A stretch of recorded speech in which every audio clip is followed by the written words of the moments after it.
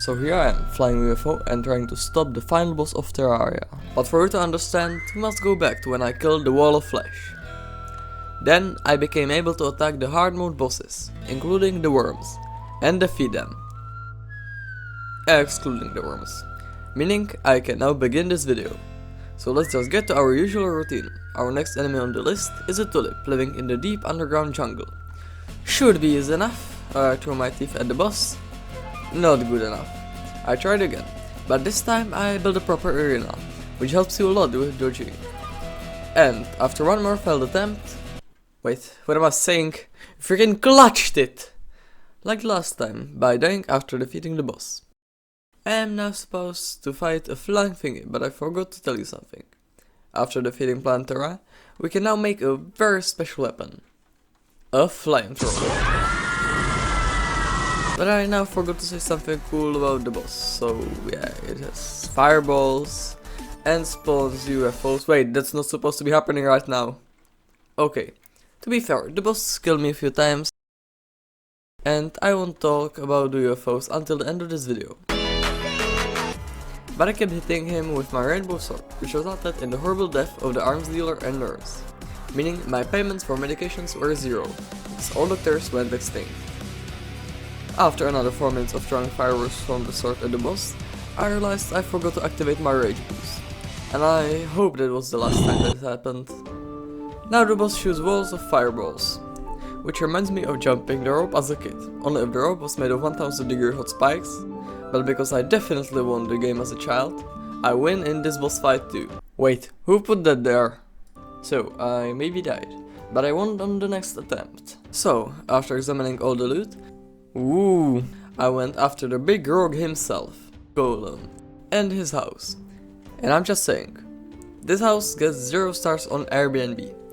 And for this boss, I also read a random wiki page talking about Golem not being able to jump on high platforms. And I must tell you, don't try it. Golem jumped there every time, and with more than 2 projectiles following you, it's very difficult to dodge. Then I somehow managed to get him very low using 3 vampire knives, and then died to 2 billion projectiles on my screen. Attempt 2. I clearly didn't learn and tried building the platform even higher, resulting in the boss despawning. Attempt 3. I built the platform a bit lower, which resulted in flare guns exploding directly into my face. So on 2. Attempts 5 and 6. If you're asking for attempt 4, we don't talk about attempt 4. But attempts 5 and 6 ended in the boss despawning and killing me. Attempt 7 ended in the boss despawning. Also, thing I haven't realized, I built the platform still too high to damage the boss. So there went attempt 8. And on 2, attempt 9. He somehow jumped on the platform, but I was very close to beating him. Through that. Then he started doing the jump the rope, meaning I had to win.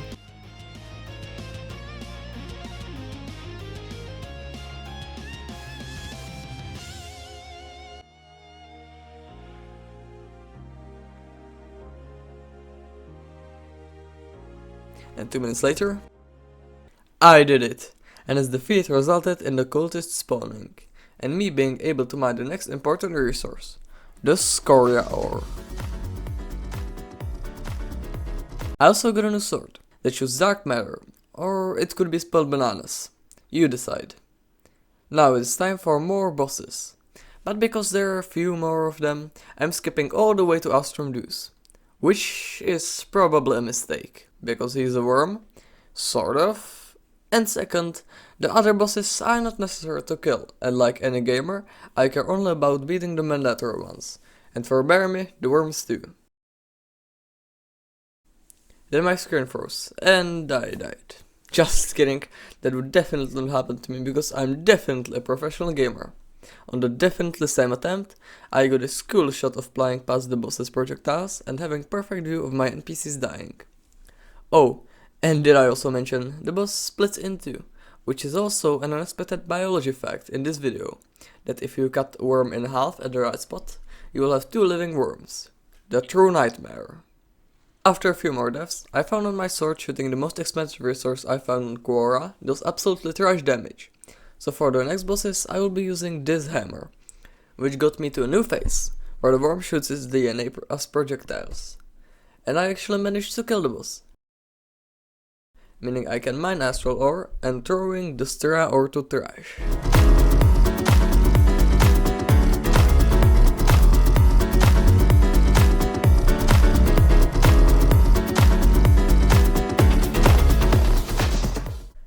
And now, with definitely all the bosses defeated, and most of my NPCs alive, I can begin the apocalypse. Yes, you need to start the apocalypse. Seems really dumb, right? Anyways, for me to start the apocalypse and plunge my own Terraria world into chaos, I need to kill this guy, which should be really easy. But before I do that and face the apocalypse, I have one more thing to do. Invasions. If you're trying to get some quite good loot, or just want to have some fun in general, they are great. And for my invasions, I chose aliens, to finally obtain the UFO I haven't talked about this video for 0 times. So, let's just get to it. And I must say, the textures in this game are nice. Some space turtles, Teslas from Clash of Clans, UFOs, this big robot thing, and some suspicious characters in particular. Stop posting about Among Us! Then I got the UFO keys, and I'm set for the next small step. Kill these little guys so this guy spawns. And here's why the UFO is important. It gives me infinite flight time, which comes very handy when the boss spawns a frick ton of projectiles like lightning, golden squids, icicles shooting icicles and more icicles, and purple spiky balls. Yeah. Anyways.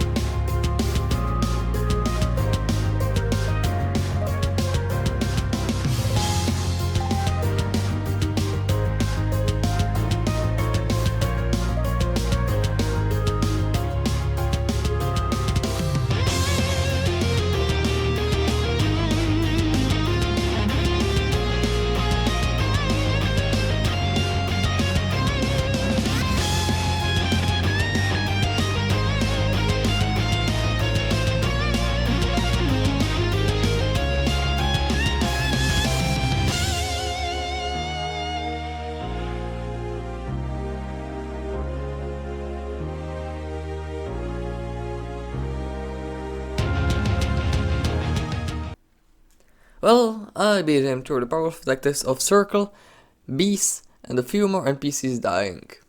And the apocalypse has begun. So introducing the pillars of alien worms, brain monsters, slightly more evolved aliens, and the Orange Clan. I started at the lightning pillar, immediately hopped into my UFO, and died to a worm from another realm. Seems I can never escape from them. But my tendencies of trying to beat bosses again and again made me attempt to fight more, which resulted in much quicker death than last time. Now that I'm here for the 3rd time, I tried using bees against these aliens. Turns out they have allergy to them, as big as the allergy of my mana. Meaning a far simpler method. A flamethrower. Which proved rather useful, but then I went bankrupt because the nurse respawned. After a few seconds, I was back on my way to sending aliens to another realm. Hell. The next pillar is the Nebula one, considered the easiest in the game. And with few swings of my swords and my flamethrower, I see why it's so easy. Next one in line is with more advanced aliens, whom in reality won't use guns, but making their enemies watch cringe compilations on YouTube. No matter, because their slow fell before the hammer that goes. And more aliens are on the train to our downstairs neighbors. And then I got sent there as well, giving me a reason to play some fire music. I actually think this part is the hardest of them all. Just look at the background, meteors. I mean, what is cooler than meteors? Of course, me forgetting to activate my rage boost again. But besides that, these ninjas that fly towards you like that one car. But no matter how strong the enemies are, I have the hammer that goes. Meaning the apocalypse has been dealt with. Although this has not been the entire apocalypse, because the main party host is just arriving with an earthquake and light so powerful that even sun is set next to it. Not gonna work on me. My blindness has been inevitable since the lightnings of occultists. And here is Moonlord, Cthulhu himself. If you disagree with this theory, leave a like to let me know. The theories also tell he's made of some other bosses, which is not really important. I immediately flew to the right to be correct, and he followed, shooting eyes of his eyes on his hands. Wait, his forehead is glowing. I wonder what will happen. Okay. Now I have my second attempt, but instead of having to complete more apocalypses, I made this, summoning Moonlord immediately. I also found out that this laser can pierce through blocks, so I flew around this cloud island as usual. Wait, how can the laser not pierce through those clouds? Or I guess that I should rather shut up and stop applying my logic to do better Minecraft. After a few seconds, I got brutally assaulted by his eyes and died. But now I learned the strategy. I dodged head on into the laser and died. But I tried again. Managed to block his laser by the cloud. I attacked his hands first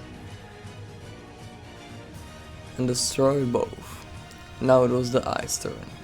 If you don't know which eye, I don't know either. All I know is that it was locked behind its unbreakable eyelid, so I tried paying it with my spoiled bananas. It refused. Then I forgot to activate my rage boost. Then Bear made it so mad that he died. Along with some more NPCs. I started the next attempt, got to his heart,